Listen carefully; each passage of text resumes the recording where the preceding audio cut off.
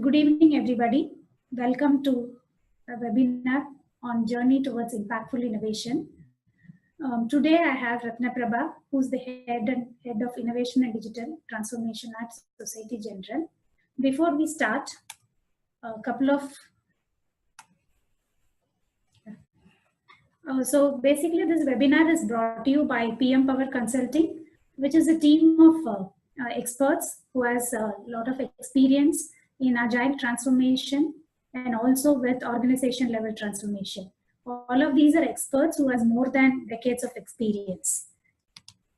And this series is called as Acumen, and it is a webinar platform from PM Power, and it happens every month where we have experts from the industry who share their insights and experience with us. So here are a couple of housekeeping rules. Most of you would be muted when you join this conference. In case if you have any questions, there is an option. Chat, Alt-H, where you can ask the questions and Prabha will answer at the end of the conversation. So to introduce Rathnaprabha, who's with me, she is a director, head of innovation and digital transformation at Societe Generale. Overall, she has around 21 plus years of IT experience, and now she has established the innovation network centers in India and Romania, and has been basically actively working in developing open innovation accelerators, emerging tech product lines, and process excellence lab at Societe Generale. Her past experience includes in various organizations such as Fidelity Investments, GE Appliances at US before joining Societe Generale. And just a quick introduction about myself. I'm Savitha. I have around 20 years of experience. I worked across various domains. And currently for the past couple of years, I've been working as an enterprise agile coach, did a couple of agile transformation across various organizations. And I have worked at iGate, Fidelity, IBM, Cognizant. So let's get started with that because most of us have questions on how to establish innovation centers, how to have a sustainable innovation, and then create impactful across the organization. So over to Rathnaprabha. Thank you, Savitha. So maybe for the next 40 minutes, I will speak about a few foundational aspects of approaching innovation from an enterprise point of view. And also I will add my personal experience and organizational experience to build on the subject that we will talk about. So I think most of you will agree that it's an age that demands innovation. We are right in between where, this is a classic example where the iPod will have its mind of its own to play the latest songs and maybe not old melodies, or if it's trained well, it will play only old melodies and not new songs depending on your interest. But it will have a mind of its own to tell you, what it likes to play and does not like to play. And why am I saying this?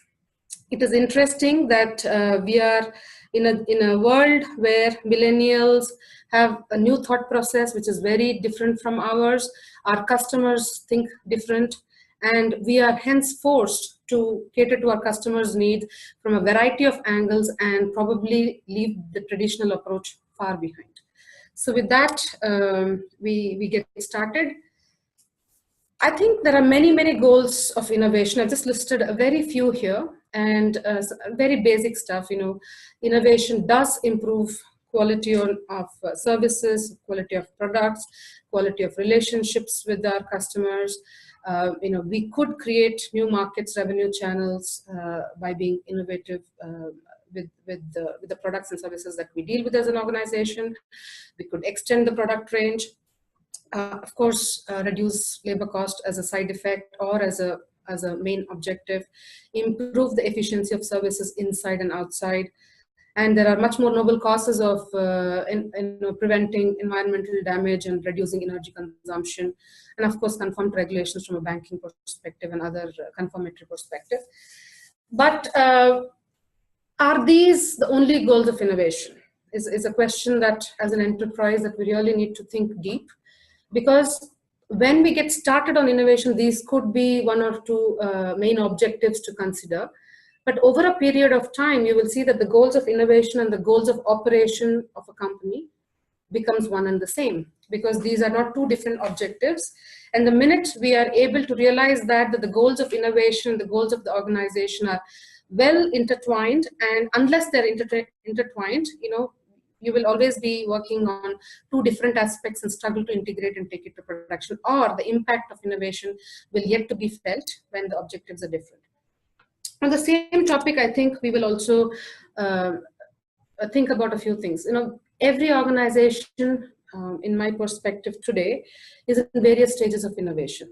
Very hardly you will find an institution that says, I don't need to innovate. I have not yet come across one such organization. Even individuals need to innovate their own experience and their way of approach to be innovative and be present and have a sustainable career. So when it impacts an individual so much, then why not a corporation? A corporation is not doing things for itself. It's obviously doing it for its customers, for its own business, and maybe it has multiple noble objectives as well. But typically, how do we get started on innovation? Typically, we will try building in the existing unit. We are building a few incremental innovation products, or something like a lab. Maybe some ideas even get conceptualized in the form of an internal startup. And it's also easy to work with large contracting partners on a joint venture alliance to share digital transformation perspectives or tools and techniques that they have already built and they're very happy to share with their customers in a certain domain. Or acquisition is another thing. But at some point of time, I think each and every industry, in each and every enterprise, we have tried at least one of these four or more. But is it working?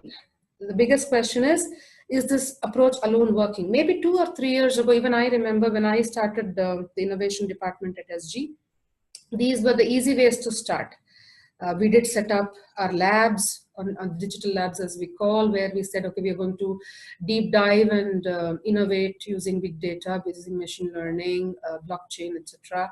And then we said we are also going to integrate ourselves early with the startup ecosystem. We launched our accelerator program called Catalyst. We've already run 3 editions of it, along with NASCOM and a wide range of partners.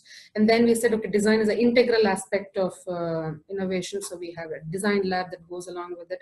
Of course, evangelism is important because it is supposed to be a complex topic for those who are entering new into. I mean, as you practice innovation, I would strongly believe today that innovation is not complex. In fact, when it is, it can be extremely operational, it can be extremely strategic. It's the way you use innovation, right? So from that perspective, evangelism, experimenting with emerging tech. So all of these are intertwined, and I'm sure in some form or the other, we are experimenting ways of innovation. And this is, I think, the only department or only place where you're allowed to fail easily, and you can try, fail, try new approaches. It's absolutely welcome in most organizations. And one whack on the side is good. And I think I took a whack 3 years ago, set my mind straight. Okay, so let's create an innovation department that would aid all the businesses to think of adapting new trends, new technologies. It's sometimes very difficult for a 150-year-old bank like ours to be forward-looking and act like fintechs and present easy-to-use complex products to our customers and have a sustainable profit margin across all the geographies. So it is important that why I call it as back on the side is because when we do things incrementally, the impact is always less. And the back on the side concept is all about taking a big leap of faith, putting a big budget on, having a full-fledged focus.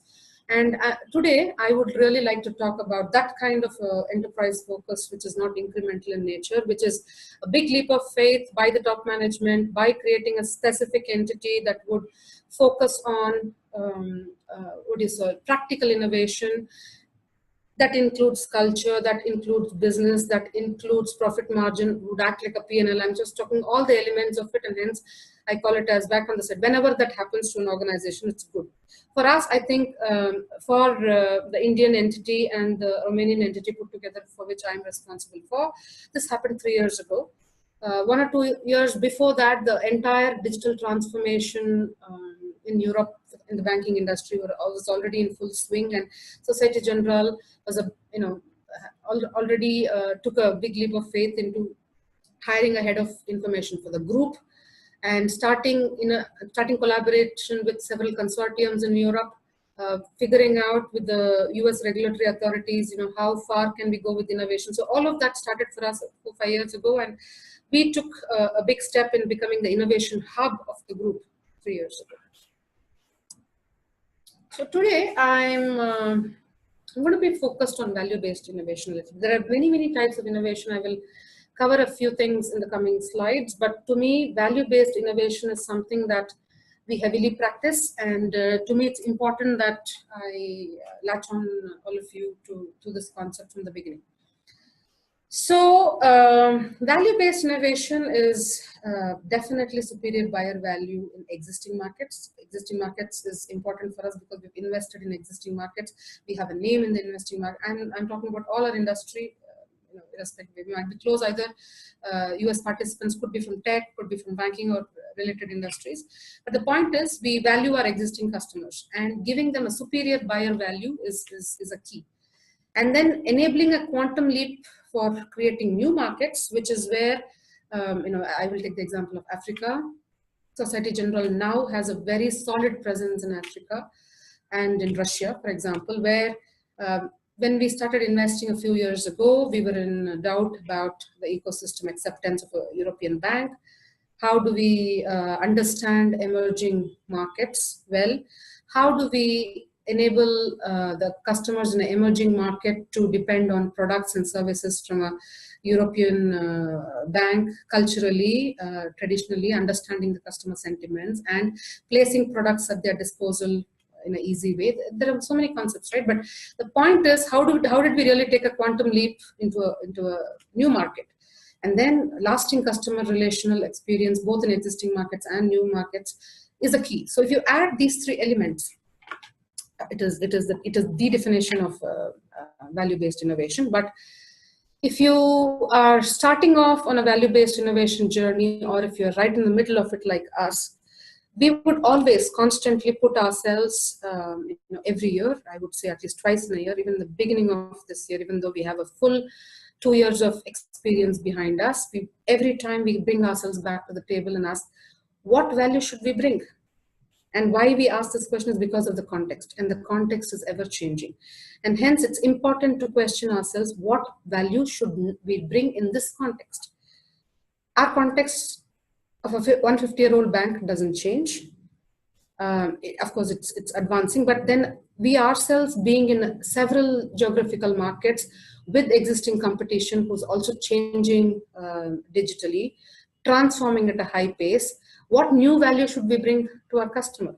And are we sure that the existing value is reaching our customers? So these are questions that an innovation department should ask itself, because we feel morally responsible for questioning the various departments and questioning ourselves on this particular aspect.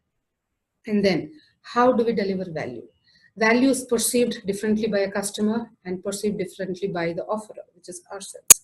So how do we deliver this perceived value and convert it to a realized value? It is something that happens in the process of delivery, and we have to think, how do we do this and how do we measure it? Because it's a classic principle where unless we learn to measure value, which is an intangible factor sometimes, and it is a tangible, if it's an efficiency save of number of FTEs, it's easy, it's straightforward. But let's say, let me give you an example. Let's say I put in a digital application to do KYC checks, remediation as we call in our domain. If I do KYC remediation for, let's say, 5 million customers, traditionally it would cost me 300 FTEs. Because let's say my regulatory conformance demands that I deliver it by 2019 for a specific retail entity. On the same example, if I do it digitally, where the customers submit their KYC documents from their app, mobile app, scan documents, and the whole process completes beautifully in 8 minutes. I'm not even talking about onboarding new customers, but I'm talking about remediation of existing customers, which means that they would have sent salary slips 10 years ago. God knows if the same salary slip, or they're citizens of a new country now, and countries like Serbia have 8 different ID documents, and it's so weird when we do these kind of remediation with classic international banks or in those countries. It is a very complex process. Now, what value would an application being digital and the whole process being digitalized really from a value perspective? Is it the cut from 300 FT to 200 FT? Is that the value? Maybe. Not enough. Aren't we creating a digital means to do it year after year easily? Answer is yes. But what is most invaluable is the customer experience that is brought into the picture, where customers whose documents was picked up by an agency, delivered to a bank, gone through KYC. It gets very interesting when you have corporate retail customers. Let's say Societe Generale is doing a KYC check with Goldman. It's a nightmare because there are so many departments of Goldman that needs to be approached by several departments of SG. It's a year-long process where we keep on approaching, they keep on giving. God knows where the documents go, how many times, who approaches, for what reason, and what do we do with their documents. It can get extremely complex when we are doing KYC checks, let's say for Goldman, across all the geographies, right? And they have their subsidiaries. The whole thing becomes extremely complex. The value really becomes in simplification. Right? The value is in simplification from a customer perspective, from an experience perspective, and for us internally from a digitization perspective. So in fact, whatever can be measured should be measured, and whatever cannot be measured, we still need to take customer feedback, go in a radical change mode, and keep on trying to measure what, even if it is intangible. So value-based innovation, the key component is value creation, and if it's not measured, don't know what you're delivering, whether the value is created or not created. So value-based innovation for us at Societe Generale has a key value. Every product we create, every new service that we deliver from our design labs, or maybe every MVP or minimum viable product that we produce using our Catalyst program, there is a value. It could be an experimentation value. It could be a value where you've learned to give a shape to your idea. It could be very simple, as much as I thought it will work this way. I know that it works this way, and the two could be different, and that could be the value. But our ability to continuously figure out the additional value brought in by doing innovation becomes a very solid part of the input to the key questions that is being asked in this particular slide. Right? So innovation is usually strategic. It can be very operational as well, but usually it is a strategic element of a company. And though this sounds like a joke, it is a fact that sometimes we create innovative solutions and then figure out who shall be applied to, how shall be applied to, and it is normal. It is very normal.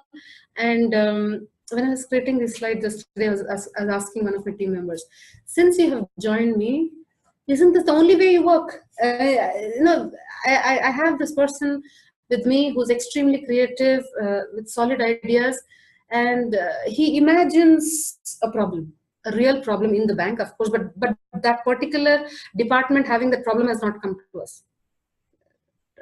But he is developing solutions for this, and then goes and approaches them. It's a I wouldn't call it as a weird approach, but it works. There is the classic approach where somebody approaches you with a challenge or a problem, and then you create a target solution that is, let's say, 90% close to what they want. But what about the reverse? I always create the solution and find the problem. It is actually very, very innovative and strategic as well, because you take up a KYC problem of a bank, create a solid solution, you will see that 90% of the bank entities have the same problem, whether it is international banking, whether it's a corporate banking, whether it's a retail banking, or a variety of new financing solutions. Everybody needs it. So if you create a utility, or if you create a nice solution that is very forward-looking, you will always find problems in a large bank like ours. So both approaches are very valid, whether you create the problem first or the solution first. It's equally good from an innovation perspective. So moving on to the next aspect of value-based innovation is the value offering. So the building blocks of, we just asked ourselves 3 questions.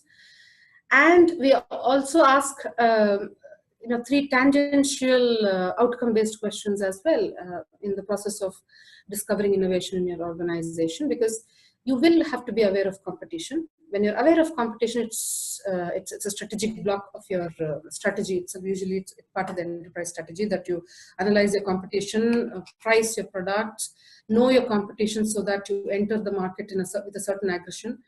And all of those elements are related to competition, and outperforming the competition is always a conventional focus. Now, what will you do different while outperforming the competition without a choice? How do you integrate your value innovation process? So that is where I think we really need to seek radically superior value to capture the entire mass market, because there are very few companies with very, very niche products concentrating on niche customers.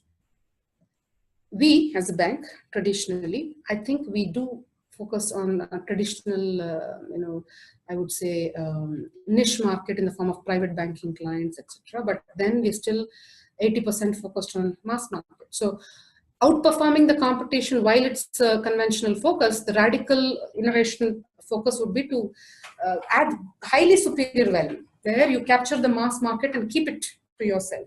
So with that, if that is the radical or the superior focus, what is most important is that you consider the right competition. So when you are today comparing yourself with Bank A, who's your close competitor or who's been a little ahead of you always, what happens? So we are always looking at your product versus my product, your customer versus my customer.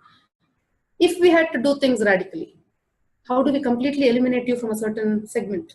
It's that kind of a thought process. How do I completely capture that particular segment? So your thought is no more increasing your value by 10%, 50%. No, it's about complete capture. And when you're thinking that radically, it's not impossible that somebody beats in one segment, you beat them in another segment, another geography, or you completely invest into a completely new geography. It could be many, many strategies, but the point is you're thinking really big here in a value innovation process, because you're putting that kind of an effort and the results have to be super impactful. Coming to the customer angle itself, retaining and better satisfying existing customers or even new customers is part of the conventional focus. But if you're going to target the mass buyers and niche buyers by now focusing on non-customers, that's a different approach, isn't it? You look at your existing customers and keep giving them new products is one thing. But if you're now going to look at the mass non-customers who are somebody else's customers, and you're willing to lose a little bit of yours to get the mass market, which is not yet your customer base, that is another radical approach. Many companies, especially startups, look for the non-customers. This is an approach where that's how companies like Paytm, they've become really, really big, because there is a very specific focus on non-customers. And usually, I think a traditional bank's approach would have been, how do I incrementally get more customers? How do I keep my customers very, very satisfied? So there's a slight difference. The difference is what I'm trying to bring about in the differentiation section here. Corporate capabilities, leveraging and extending current capabilities and using other companies. I think we saw it in another slide. We tried to have collaborative or joint ventures or acquisition, etc. And now these are not radical approaches, and they used to be a few years ago, but now we call them conventional focus. The value innovation process integrates the entire ecosystem and delivers it together. And how collaboratively you put forward your products or cross-sell your products through other companies in a collaborative fashion, so that the customers don't look at you as I would also give examples of a banking customer doing banking using your iPad applications or iPhone applications in a seemingly easy way, using your Facebook, using your chat. How do you do banking using WhatsApp? These are all examples of you're just collaborating with the most easiest available channels, the ecosystem, and present your products along with the other things. And the end result is still much, much better than the conventional focus. So these are all very subtle examples, but the point is the differentiation value offering is a huge focus for the value-based innovation concept. So it's always part of the question. Business considers itself a solution to the clients, or does it consider itself as a problem to the organization? Solution. Yeah. So that's one context that we say, okay, business thinks it's providing solution using innovation to its clients, but it is at the same time, it is part of the problem. It is because the business has a problem, or it's already created a problem to its customers, and that is why it's now going to be part of the solution.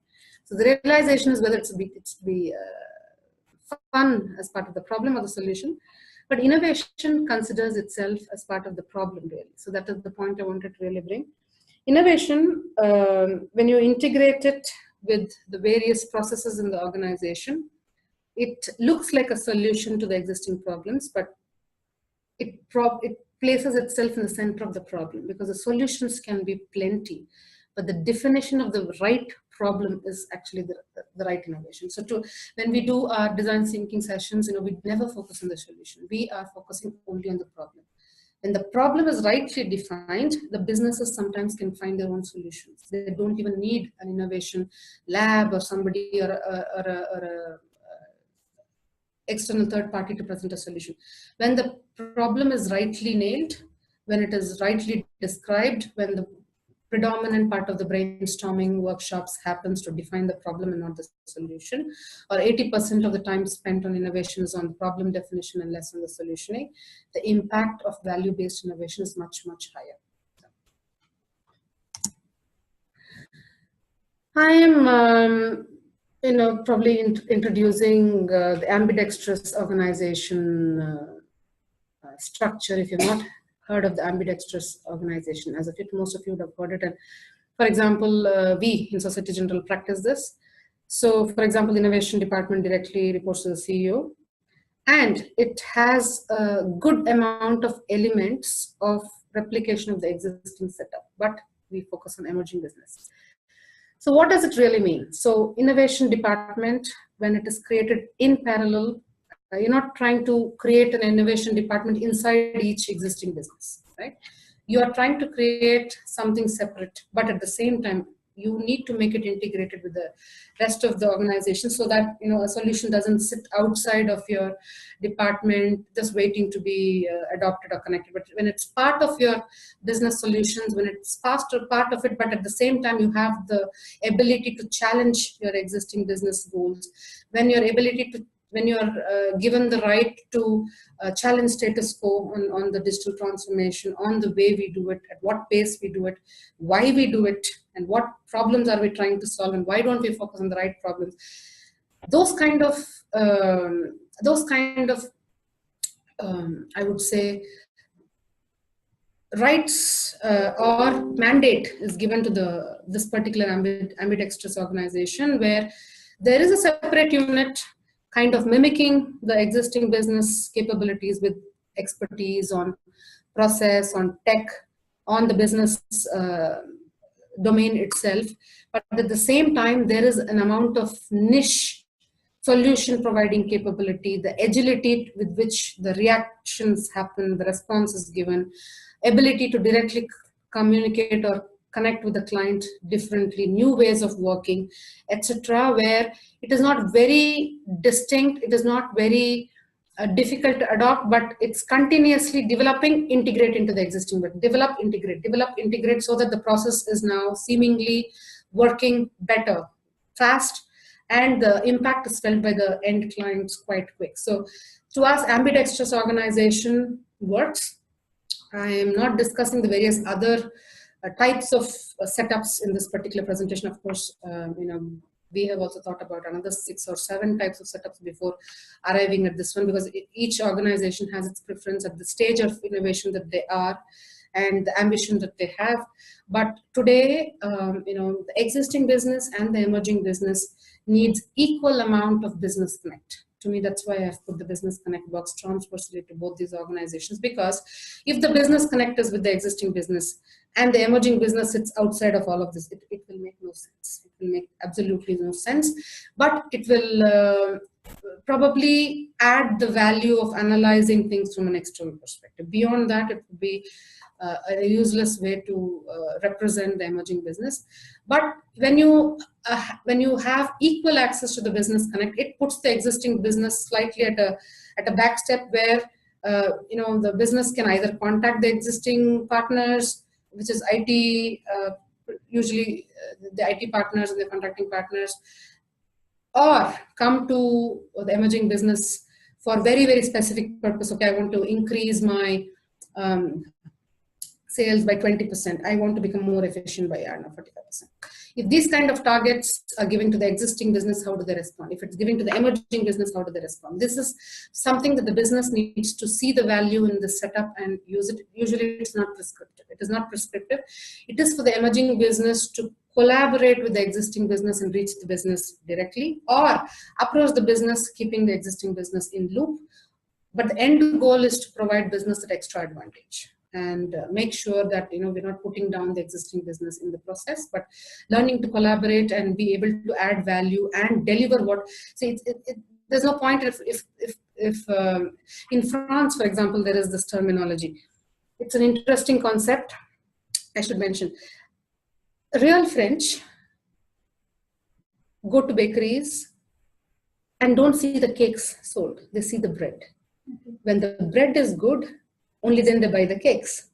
So if the bread that bakery manufactures is not good enough, then even if they manufacture superior cakes, they don't care, right? So this is a beautiful concept. So if the bread and butter of the existing business is not running well, there is no point in focusing on innovation, emerging business, etc. So with the assumption that the existing business is doing its due to the business itself, then the emerging business can really concentrate on the value additions, on the value-based innovation. What can we do radically different? And that gives them the time and space and focus to really inject new ideas to both the existing business and the business directly, right? Just a few things to mention about the Ambidextrous senior team that would be part of the Ambidextrous organization. These senior teams must manage the mature, operationally focused business, which we saw on the left side, and higher growth emerging businesses with equal focus. And then these high-performing senior teams must have high conflict. Usually that is a nature where they challenge themselves openly with high respect for each other and have very superior decision-making capabilities with high levels of trust and truth-telling, which is a must in such a senior team build. And then, manage divergent incentive systems and career paths with both the organizations working in parallel. So, this is a very big ask. I've not highlighted it, but managing divergent incentive systems and career paths with both the organizations in parallel and making sure that the business benefits out of this kind of setup is very, very challenging for the Ambidextrous senior team. And of course, the processes need to be less bureaucratic and diverse in nature. I've just given a small example. Even if a new project or a new idea comes in, the resource allocation process, it is challenging. The existing businesses would traditionally think of, okay, let's say we're all offshore organizations here. So for us, from our perspective, these are all billable extended teams. How do we really go back and ask for somebody's permission? Can I, put a team only for doing an experiment? Or do I keep budget and use it whenever I want? Or do I bring in, whenever I want, I bring in a feature team together in an agile fashion and show that we have lengthy processes that work for a traditional approach, and then we want an innovative approach. How do we completely act different? And that should be okay for a senior team to manage the expectations with the business, with the clients, and be able to manage the budgets efficiently. So to me, Ambidextrous senior team is a very, very big constitutor of a successful innovation team. Yeah, so we do tell, employee of the month could be fire a co-worker of your choice, can take a month off, don't come back, just sit and think on innovation, we keep life interesting this way. But the real incentive for an innovator is to let them fail, I would say. Letting somebody fail in their venture and giving them the option, saying it's okay, is not always easy, because even innovation organizations have their targets, and yes, we have the right to fail, but taking that for granted is not something that's part of the DNA. But the DNA says fail, but fail fast enough so that the failure doesn't hit you, right? So that's the incentive mechanism we provide to our teams. So the usual strategies, we'll take probably a minute to talk about the usual strategies. The usual strategies is about the organization having an ability to take a risk. Organization's attitude usually comes from the top management. We need government support and policies for technology and innovation that can be used in certain types of industries. Organization goals and policies. Technology competition needs to be considered. How much budgetary support can the organization provide for an innovation process, and contextual availability of funds and focus. Age of the organization also matters. If it's still new, it's a strategic decision to completely be innovation focused because you're new, or you say new and hence I'm going to stabilize first, industrialize first, and then focus on innovation. Or a 150-year-old bank like ours is saying, no choice, innovate. So there are so many strategies that are usual in nature, I would say, that usually helps in starting an innovation journey. Very quickly, from there, we move on to simplified innovation strategy, where it is competition versus collaboration. And where all of those elements individually we have to consider, but at the end, the value-based innovation just focuses on collaborative strategies. Why should I approach the customer by myself with so many strategies and hit them with a certain choice? Why can't I go and approach them collaboratively in the sense that I will have my USP as an entity, which the customers already know. If I'm a reliable bank, I'm a reliable bank. If that's my USP, that's my USP. But today with collaboration, how can I increase that particular USP, number one? And where I do not have a USP, how through collaboration can I establish myself? So today the competitive development becomes collaborative development, and that is the only innovation strategy that if we practice, everything else usually falls in place. So when in the name of in the name of collaboration, I'm just going to take the example of how we work with NASSCOM. NASSCOM is one such entity that works in India. I don't know about the NASSCOM equivalents in the other countries. But when we work with NASSCOM, we work collaboratively with all the GICs that are present across India. So when a new GIC comes to do a setup in Bangalore or Chennai or Pune, they usually invite the rest of us to share our experience. How do we become a 1,000-member setup in 1 year? When you invite a few experienced MNCs, they give you their frank opinion on how to do it the first 1,000, and then how do you make up 5,000? How do you convince your parent entities? How do you make sure that your business, for example, SG doesn't have its unique offerings in India, but all our collaborative efforts or our presence in India is directed with SBI, for example. So you collaborate with the biggest bank, and you put out your products. I'm just giving an example, but the point is you can always enter a new market using collaboration, or you can enter it independently. But what is faster, what really works is already tested in that. Of late, you can go to even Scandinavia with your eyes closed and say that somebody knows how to work with the Scandinavian market. So we can go do research, we can completely reinvent ourselves and completely give something new to the Scandinavian market. Should we do it in the beginning, or we collaborate and establish ourselves with a known name there? And these are two different strategies. But the point is, now it comes easy to people to use collaboration as an accepted mechanism, and value-based innovation really encourages this behavior. organizational behavior is noticed by clients. Today, the clients are not seeing the products in silo with the organization. Through investor days, through investment that they do in the shares and shares and stocks of a company, they are really participating. So our clients, our customers are really participating in the organization process. They question, for example, in the investor day of SG, we get questioned by our customers, and what are the digital transformation initiatives that you have taken in 2017? What worked, what did not work? These are all questions that our customers ask us. They're not saying, why is your stock increasing or decreasing? Which used to be the kind of questioning that happened in the past. Today they're not asked. They are asking those questions because it's pre-answered. We know what they would usually ask. But the new, where are you implementing blockchain? How are you protecting our data? What is the importance that you give to a variety of markets? So they're asking extremely relevant, smart questions, and that is because they have the option to work with several banks. Even as customers today, most of us who are part of this would at least have 2 to 3 bank accounts to talk about. And for the purposes could be one for salary, one for this, one for that, one is along with their spouse. I don't know, the reasons could be different, but you have an experience with multiple banks happening to you at the same time, even though you might be, let's say, an employee of HDFC Bank. But that doesn't mean you bank only with HDFC Bank, you bank with ICICI, you bank with SBI. So it's very, very normal for people to get a variety of experience and be able to perceive certain elements of the experience associated to the organization itself, organization's innovation strategy by itself.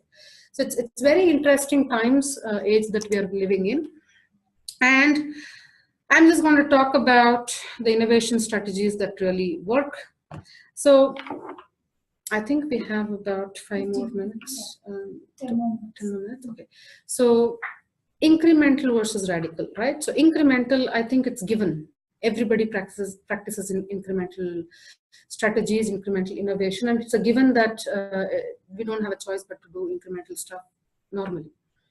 Now, if we want to move to radical strategies of innovation, at least we need to consider it in 6 different areas, right? I'm not going to define what is radical for each of you because you're from a different company, different domain. But the point is, whatever may be a product and process, there has to be a radical innovation to that set, which processes are usually embedded in products, or products cater to a certain process, or process caters to a certain product. But the point is, product and process innovation goes hand in hand. And sometimes you will see this perfect startup which has just come and completely disrupted a particular process in the form of a new product. And that is where if you think you have such a complex process because now you have legacy plus improvements, everything put together, you just made your product and process super complex. It is sometimes radical to just think blue sky without considering the possibility of whether it can happen or not happen, and then eventually just make it happen. And that's where startups, because they're totally new in the market, they just completely, for example, KYC is again a classic example where it used to take banks months to do KYC and onboard a certain customer. And when, let's say, new banks from Singapore, DB or somebody comes in and says, I will do your KYC in 7 minutes.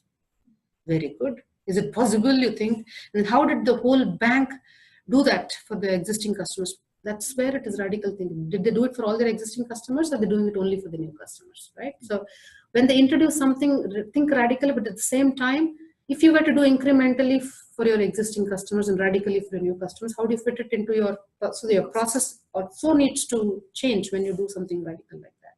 So product and process innovation usually goes hand in hand. Similarly, open and closed innovation goes hand in hand. What do I mean by open innovation?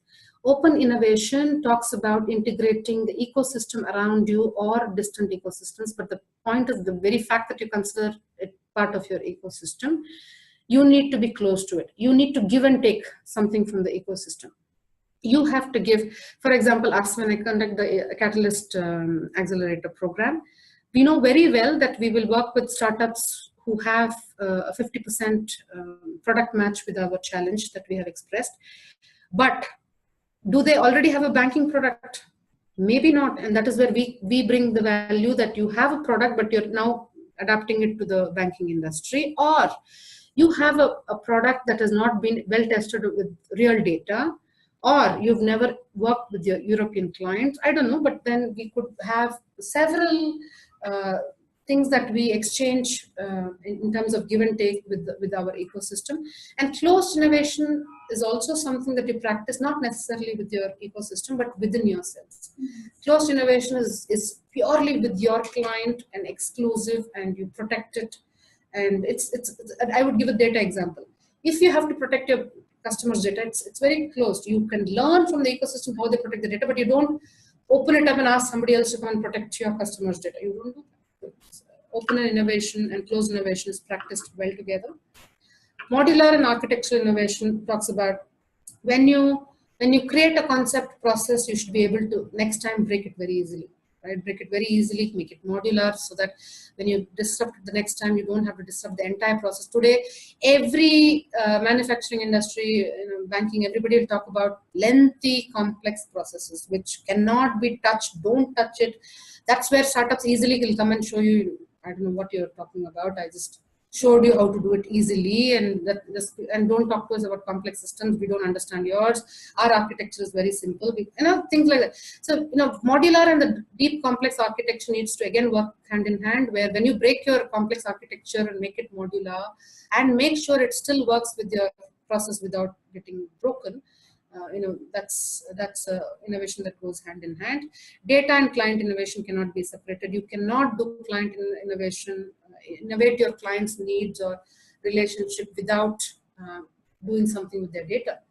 And here the data, because we are from a bank, we give a lot of importance to the client data, and we're not at all able to separate the two. Whenever we do innovation on how to handle the data better, faster, cheaper, make it extremely safe, at the same time we are looking at it from a client's perspective, and we're also looking at giving them the data experience, right? So it's extremely important that those two go hand in hand.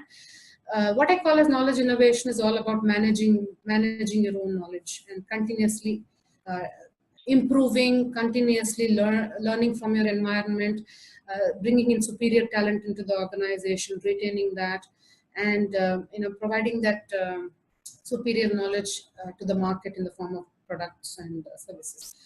Business agility is a very, very important thing. So businesses' response to context, that can be enabled by innovation. Usually businesses want to be agile, reactive to the context, responding to the context and not reacting to the context, but that is usually made, it can happen only if your IT systems respond, your knowledge systems respond, clients are not taken by surprise, and all of this is part of business agility practice, the business agility strategy, which today, at least in our bank, I can confidently say it is driven by innovation.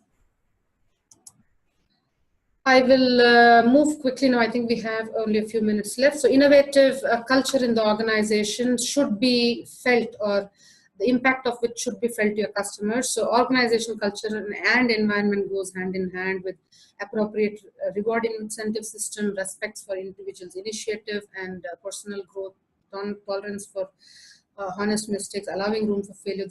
These are most behavioral elements by the management and employees together in a collaborative fashion.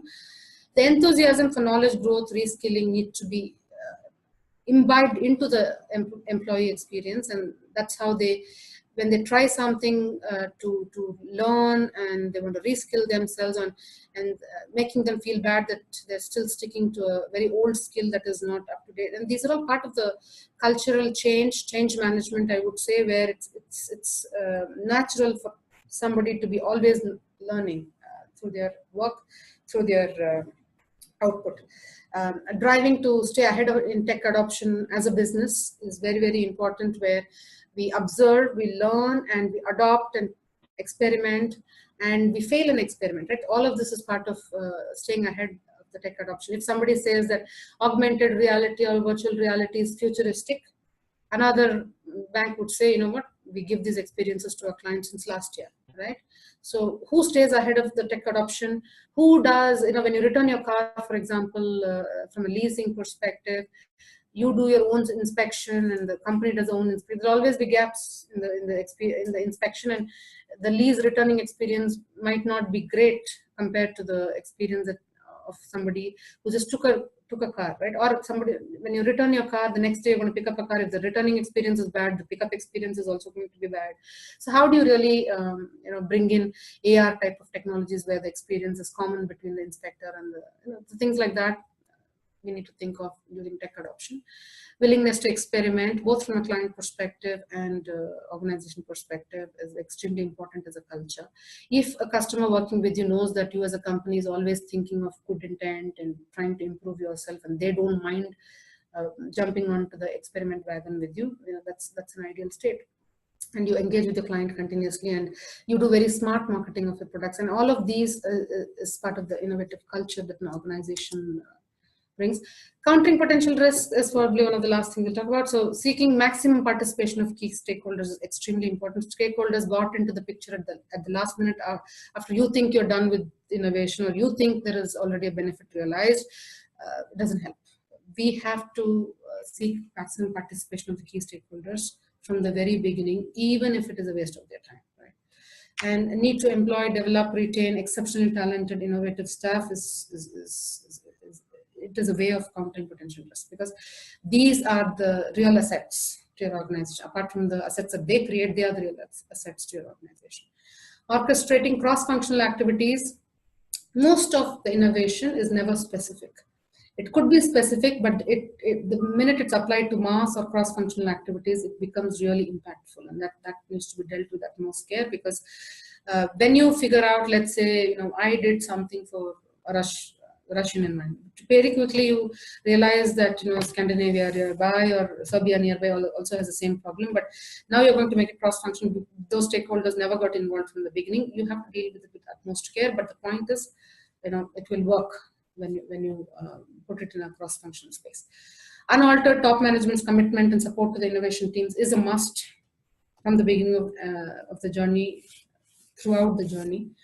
And likely failures to be identified. And though we say fail fast, failure is acceptable, etc., there has to be a focus on identifying likely failures and screen them out of the process on a continual basis as well. So I will probably complete with this slide where a real innovation, value-based innovation setup, using or not using ambidextrous setup. But the usual setup for success is all about the right strategy, the culture, the collaborative ecosystem, the client connect. I think we spoke about all of these elements, but superior technology, stakeholder involvement, top management being supportive, agility is a very, very key dynamic part of the whole thing, talent within the organization, the ecosystem connect, investments that you put in at the right time, with the right sense that it is going to work for you, organizational digital transformation, the whole organization needs to be transforming along with the innovation pace. Adoption, it's not about innovating and keeping it aside, right? It's about clear adoption within, global reach of the innovations to the various clients, and diverse approach, but with clarity. But all of these elements is something that each innovation team practices.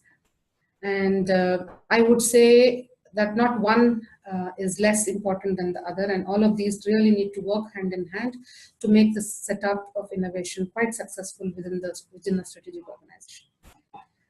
So thank you for your patient listening. I think we will take a couple of questions now. Yeah. So Shantanu, have you received any questions from the participants now? Yes, we have received a couple of questions. Or anybody wants to ask questions? Yeah, I'll just ask on behalf of a person. So you spoke of eliminating competition in the context of going after mass market. Does it mean that innovation is more applicable for win-lose or zero-sum situations? Why not? I would say, why not? If that is your context, if that is your goal, to eliminate competition and to really be fully applicable, why not? But that is not always an approach. It could be an approach sometimes in very specific contexts, in very specific situations where, unless you are playing a huge role in a certain market, and if you're not able to move the market, then you will incur a lot of losses being present in such a such a, let's say, highly regulatory environment, if you don't play with really mass figures, then you're going to pay a lot of price for maintaining the regulation. But having a good market share may be the only target in such scenario. But I'm speaking of a very specific scenario. But eliminating the competition is never a bad idea, and it is usually one of the top strategies in certain markets, in certain, I would say, in the market, in a certain segment, especially, let's say, if you're in the private banking space, you would really need to be on the top, because here the money made or the margins are extremely high. So sharing it is not a win-win strategy in those kind of places. So it's not a bad idea to have a very, very strong ambition like that, but it's always not like that. So it's not a zero-sum game. Yeah. So one more question that has come in is, how do we encourage team members to innovate? Encouraging team members to innovate. Your own team members in innovation don't have a choice but to innovate. So I don't need to provide encouragement. Where it becomes really, really important is to take, again, the mass employees along with you. It is never a successful scenario where a small team of innovation tries to do, great stuff, trying to move big strategies. Will it really work? It won't, because 99% of the organization is part of the existing business, and they really are doing well, and they also have the best intention of their customers and the products that they sell or the work that they do. So encouraging them to do things important while you become a facilitator, or just the encouragement provider, or the provider of frameworks, provider of means in the form of investment, mentorship, guidance. Sometimes you invest in their ideas upfront, or give them the technical means, take the idea from them, help them do it the first time, show them the way, and hand it over back to them. So there are several ways to encourage. One is to invite participation in large programs like accelerator programs, etc., where they, all the teams of all the departments come together to make it happen in a fixed duration. Or you can conduct innovation campaigns, but it is a problem when you get 800 ideas, 1,200 ideas. Do we really think that we have time to invest in them? Or screening process becomes extremely complex. Sometimes you let these kind of things happen within the own business, and then when the top 3 ideas, the top 1 idea comes out, you invest in that particular one and encourage them to go all the way to the finish line. So the multiple ways to encourage: one is you establish the programs, you ask them to participate or run it by themselves, or you invite ideas from them and help them realize it, or help them play role plays, right? Make them act as a client, and you do their part of it, and ask them how do they feel about it, and do the reverse, make them do the innovation and then play the client. And then there are multiple ways to do it, but the point is it has to be done. The entire organization needs to be encouraged and be enthused to participate in this. But only then the desired impact can be realized. Yeah, so there are a few more questions, but we are running out of time. So what we'll do is we'll take it up separately, and Rathnaprabha can respond to them over email. So yeah, over to you, Savitha. Okay, thanks. Thanks everyone for joining, and thanks Rathnaprabha for doing this webinar. It was a very impactful session. Real life examples, I think we would all remember, and there are a lot of takeaways for me, and hope it's the same with all of you. So if there are any more questions, please reach out to us. We will make sure that we'll get back to you. Thank you everyone, and have a nice day. Thanks, Shantanu. Thank you.